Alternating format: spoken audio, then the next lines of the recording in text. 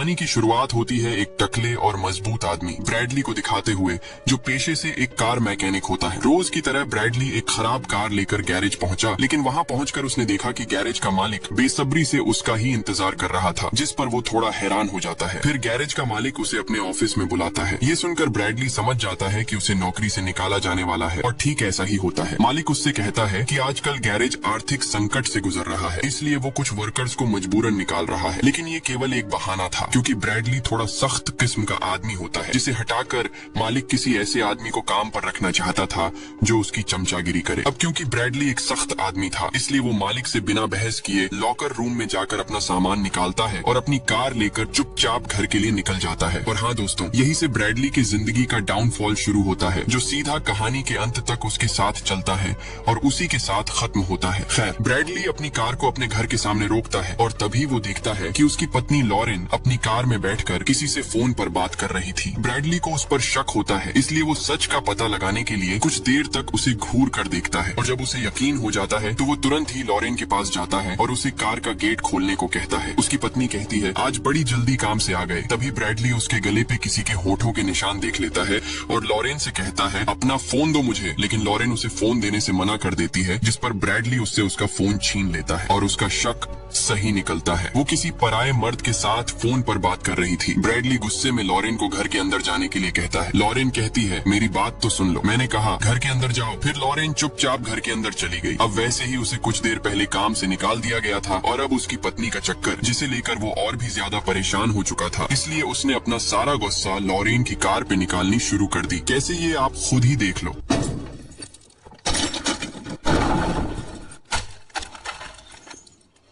हाँ, वो इतना ज्यादा गुस्से में था कि उसे पता ही नहीं लगा कि कब उसके हाथ बुरी तरह से जख्मी हो गए। इसके बाद वो खुद को शांत करता है और घर के अंदर जाता है और भाभी जी से सवाल करता है कि वो कितने दिनों से दूसरे आदमी के साथ है। लॉरेन सब कुछ बता देती है कि पिछले 3 महीनों से उसका किसी और के साथ चक्कर चल रहा है। दरअसल ब्रैडली की पत्नी का कुछ दिन पहले अबॉर्शन हुआ था, जिसकी वजह से वो उदास रहती थी, और अक्सर ब्रैडली अपने कामों में व्यस्त रहा करता था, जिसकी वजह से लॉरेन घर में अकेली और काफी उदास महसूस करा करती थी, और इसी कमी को पूरा करने के लिए उसे दूसरे आदमी का सहारा लेना पड़ा। ब्रैडली को उसकी बातें सुनकर एहसास हुआ कि उसे लॉरेन को वक्त देना चाहिए था, और वो लॉरेन से इस बात के लिए माफी भी मांगता है, और वो कहता है कि आज से और अभी से दोनों एक नई जिंदगी की शुरुआत करेंगे। लॉरेन मान जाती है। इसके बाद ब्रैडली लॉरेन को बताता है कि उसे काम से निकाल दिया गया है और अब से वो गिल नाम के एक आदमी के लिए काम करेगा, जो एक ड्रग लॉर्ड है। गिल का नाम सुनते ही लॉरेन साफ साफ मना कर देती है कि वो गिल के साथ काम नहीं करेगा, और कहती है, तुमने ही कहा था कि तुम गिल के साथ कभी काम नहीं करोगे। ब्रैडली कहता है, हाँ, लेकिन ऐसी हालात में हम खुशहाल परिवार की तरह नहीं रह सकते। परिवार चलाने के लिए पैसे की जरूरत होती है, और फिलहाल मेरे पास कोई और रास्ता नहीं है। वो लॉरेन से ये भी कहता है कि वो ये काम पूरी सावधानी के साथ करेगा। इसके बाद कहानी 18 महीने आगे चली जाती है, जहाँ ब्रैडली का काम एक अपार्टमेंट में एक ड्रग कुरियर को ढूंढना था, जो सभी ड्रग डीलरों को पैकेट पहुँचाता था। उस डीलर से मिलने के बाद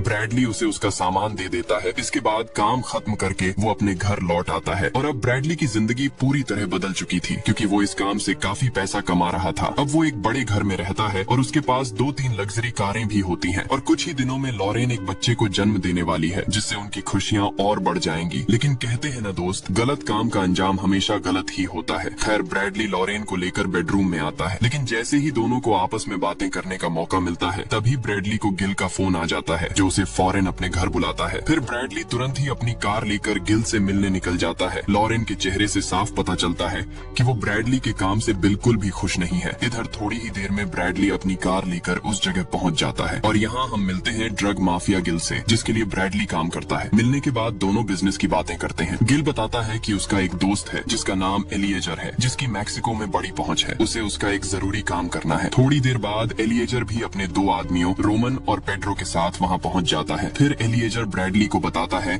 कि उसे उसका एक जरूरी काम करना है, और इस काम में उसके आदमी रोमन और पेड्रो भी उसका साथ देंगे। लेकिन ब्रैडली उसके साथ काम करने से साफ मना कर देता है, क्योंकि उसका एक आदमी रोमन उसे बहुत ज्यादा नशेड़ी किस्म का लग रहा था। उसे डर था कि रोमन बिना सोचे समझे और लापरवाही से काम करेगा, जिसकी वजह से वो पुलिस के हाथ लग सकते हैं। एलिएजर अपने दोनों आदमियों का बचाव करते हुए कहता है कि वो उसके सबसे होनहार आदमी है, लेकिन फिर भी ब्रैडली उसे मना कर देता है। गिल ब्रैडली से अकेले में बात करता है और उसे समझाता है कि ये काम उनके लिए काफी फायदेमंद साबित हो सकता है। साथ ही गिल ये भी वादा करता है कि जब ब्रैडली का बच्चा पैदा होगा तो उसे 3 महीने की छुट्टी मिलेगी। थोड़ा सोचने के बाद ब्रैडली मान जाता है और एलिएजर से कहता है कि इस काम की पूरी जिम्मेदारी वही लेगा और काम के दौरान उसके दोनों आदमियों को उसकी बात माननी होगी। एलिएजर मान जाता है। फिर ब्रैडली रोमन का एक छोटा सा इम्तिहान लेता है और उससे पूछता है, रोमन अगर मैं कहूँ कि सामान फेंक दो तो तुम क्या करोगे? रोमन जवाब देता है, फेंक दूंगा। और इसी के साथ दोनों के बीच समझौता हो जाता है। इसके बाद तीनों रात के वक्त एक बंदरगाह पर पहुंचते हैं, लेकिन शिप पर चढ़ने से पहले रोमन अपनी मर्जी चलाने लगता है। ब्रैडली गुस्सा होता उससे पहले पेड्रो रोमन से कहता है, रोमन हमारे बीच समझौता हुआ है, हमें ब्रैडली की बात माननी होगी। फिर ब्रैडली खुद बोट चलाता है और लोकेशन पर पहुंचकर सावधानी से चारों ओर देखकर बोट रोक देता है। इसके बाद पेड्रो डाइविंग सूट पहनकर पानी में उतरता है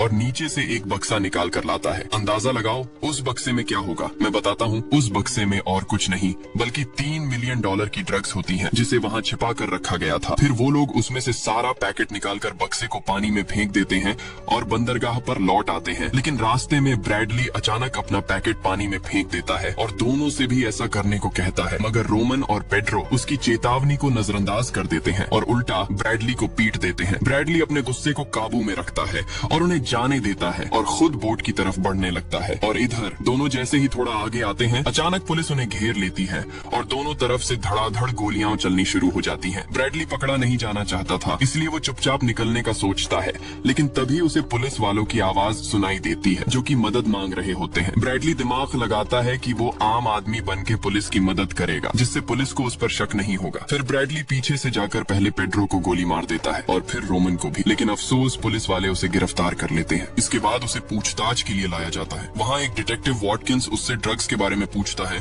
और ये भी पूछता है कि वो वहाँ क्या कर रहा था वगैरह वगैरह। ब्रैडली उसे गुमराह करने की कोशिश करता है, मगर डिटेक्टिव को शक हो जाता है कि ब्रैडली एक चालाक आदमी है और उस डिटेक्टिव को उसके खिलाफ कोई ठोस सबूत नहीं मिलता, लेकिन उसने 2 लोगों की हत्या की थी, जिसकी वजह से वो फंस जाता है। कोर्ट में पेशी से पहले उसे एक आखिरी बार अपनी पत्नी से मिलने दिया जाता है। ब्रैडली लॉरेन से कहता है कि वो अपना और उनके होने वाले बच्चे का ख्याल रखे। ब्रैडली ने अवैध कामों से इतने पैसे कमा लिए थे कि उसकी पत्नी और बच्चा आराम से एक अच्छी जिंदगी जी सकते थे। फिर ब्रैडली को हत्या और अवैध हथियार रखने के जुर्म में 7 साल की सजा सुनाई जाती है और उसे फ्रैंकलिन एर्जेंस नाम की जेल में भेज दिया जाता है। वहाँ पहुंचकर उसे उसकी सारी कीमती चीजें उतारने को कहा जाता है, यहाँ तक कि उसकी शादी की अंगूठी भी उतार दी जाती है। इसके बाद उसका हेल्थ टेस्ट लिया गया। टेस्ट के बाद उसे एक बूढ़े कैदी लेफ्टी के साथ ऊपर की सेल में भेजा जाता है। वहाँ ब्रैडली और लेफ्टी की मुलाकात जेल के मैनेजमेंट ऑफिसर आंद्रे से होती है। आंद्रे ब्रैडली को जेल के नियम समझाता है, जिनमें से एक नियम ये भी था कि जब भी घंटी बजेगी तो उसे तुरंत ही हाजिरी लगाने अपनी सेल से बाहर आना होगा। इसके बाद ब्रैडली को उसकी सेल में डाल दिया जाता है। अंदर जाकर वो अपने आप को कोसने लगता है कि क्यों उसने एलिएजर के साथ काम किया। फिर वो थकान की वजह से गहरी नींद में सो जाता है और जब हाजिरी का समय होता है तो बाकी सभी कैदी अपनी अपनी सेल से बाहर आकर खड़े हो जाते हैं, लेकिन ब्रैडली तब भी घोड़े बेचकर सो रहा होता है, जिसकी वजह से सभी कैदियों को भूखा रहना पड़ता है। और जब काफी देर बाद ब्रैडली बाहर आता है तो आंद्रे उस पर भड़क जाता है और कहता है, मैंने तुम्हें नियम समझाए थे ना। आंद्रे उसे आखिरी चेतावनी देता है कि आगे से उसे डिसिप्लिन में रहना होगा और जेल के सभी नियम मानने होंगे। इसके बाद सीन उसकी पत्नी पे शिफ्ट होता है, जो घर में सोई हुई होती है कि तभी उसे एहसास होता है कि कोई उसके घर में घुस चुका है। लॉरेन तुरंत ड्रावर से बंदूक निकाल लेती है और ये जो भी लोग थे शायद उसका अपहरण करने के इरादे से आए थे और तभी अचानक लॉरेन पे टेजर गन से हमला हो जाता है और वो बेहोश होकर जमीन पर गिर जाती है। सीन वापस से ब्रैडली पर शिफ्ट होता है, जहाँ लेफ्टी उसे बताता है कि उससे मिलने कोई आया है और जब ब्रैडली वहाँ पहुँचता है तो उसकी मुलाकात एक महिला डॉक्टर डेनिस से होती है। डेनिस बताती है कि उसे डॉक्टर प्लेसिड का फोन आया था, जो कि उसकी पत्नी के डॉक्टर है। डेनिस उसे बताती है कि उसे डॉक्टर प्लेसिड ने बताया है कि लॉरेन की प्रेगनेंसी में बहुत दिक्कतें आ रही हैं और वो कल सुबह 10 बजे उससे मिलना चाहते हैं। ये सुनकर ब्रैडली थोड़ा हैरान हो जाता है, क्योंकि लॉरेन ने उसे प्लेसिड नाम के किसी डॉक्टर के बारे में कभी नहीं बताया था। खैर, अगले दिन उसकी मुलाकात डॉक्टर प्लेसिड से होती है, लेकिन ब्रैडली उसे बिल्कुल भी नहीं जानता था, क्योंकि असल में वो लॉरेन का डॉक्टर है ही नहीं, बल्कि वो एलियाजर का आदमी था, जो डॉक्टर होने का नाटक कर रहा होता है। फिर वो बताता है कि पिछले लेन देन की नाकामी की वजह से उसके मालिक एलियाजर को $3 मिलियन, जो INR में लगभग 27 करोड़ होते हैं, इतना पैसा एलियाजर का नुकसान हुआ है। इसके बाद डॉक्टर प्लेसिड उसे लॉरेन की एक तस्वीर दिखाता है जिसे उन्होंने अगवा कर लिया होता है। डॉक्टर प्लेसिड आगे कहता है, एलियाजर तुम पे बहुत गुस्सा है और वो तुम्हारी पत्नी और होने वाले बच्चे दोनों को मार देगा, लेकिन एक शर्त पर वो ऐसा नहीं करेगा। फिर दोनों के बीच एक सौदा होता है। ब्रैडली से कहा जाता है कि उसे एक ऐसे आदमी को मारना होगा जिसे उम्र कैद की सजा हुई है, और वो आदमी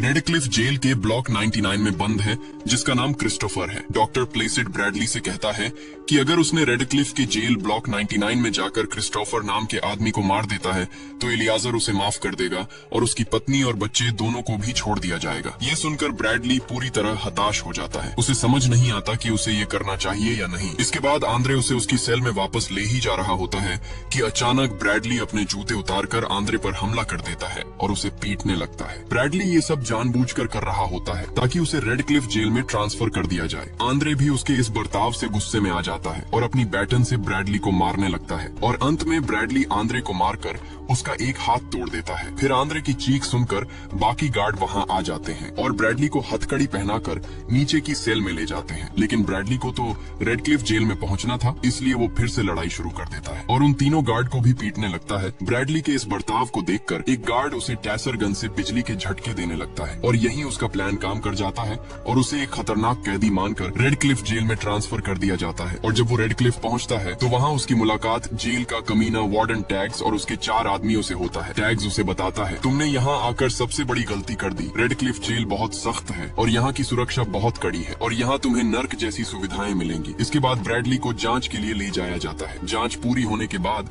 उसे ब्लॉक 99 के बजाय ब्लॉक 59 में डाल दिया जाता है। सेल को देखकर ब्रैडली हैरान रह जाता है। उसे टैग्स की कही बातें याद आती हैं कि उसे यहाँ नर्क जैसी सुविधाएं मिलेंगी। वो देखता है कि उसका सेल बहुत गंदा पड़ा हुआ था क्योंकि पिछले हगनू कैदी ने सेल में पॉटी करके छोड़ रखी होती है जिसकी बदबू बर्दाश्त के बाहर की थी, लेकिन ब्रैडली अपने परिवार के लिए ये सब सहने को तैयार था। फिर उसने चुपचाप अपनी बनियान उतारी और उससे नाक ढकी और सो गया। कुछ देर बाद एक गार्ड ने उसके सेल का दरवाजा खटखटाया और उसे 60 मिनट के लिए बाहर जाने दिया गया ताजी हवा लेने के लिए। बाहर आकर ब्रैडली क्रिस्टोफर को ढूंढने लगता है। तभी एक आदमी उसके पास आता है जिसका नाम डेरेक था। ब्रैडली ने डेरेक से पूछा, क्या तुम क्रिस्टोफर को जानते हो? ये सुनकर डेरेक ने साफ कहा कि रेडक्लिफ जेल में क्रिस्टोफर नाम का एक भी कैदी नहीं है, जिसे सुनकर ब्रैडली हैरान हो जाता है। फिर ब्रैडली कैदियों के एक ग्रुप के पास जाने का सोचता है जो सामने कसरत कर रहे होते हैं, लेकिन डेरेक उसे उनके पास जाने से मना करता है क्योंकि वो सभी के सभी साइको होते हैं। लेकिन ब्रैडली फिर भी उनके पास चला जाता है, जिसके बाद वो कैदी ब्रैडली पे भड़क जाते हैं। ब्रैडली भी उन्हें लड़ने के लिए उकसाने लगता है और यहाँ भी ब्रैडली उनके साथ मारपीट करना शुरू कर देता है और वो ये सब जानबूझकर कर रहा था ताकि उसे खतरनाक कैदी मानकर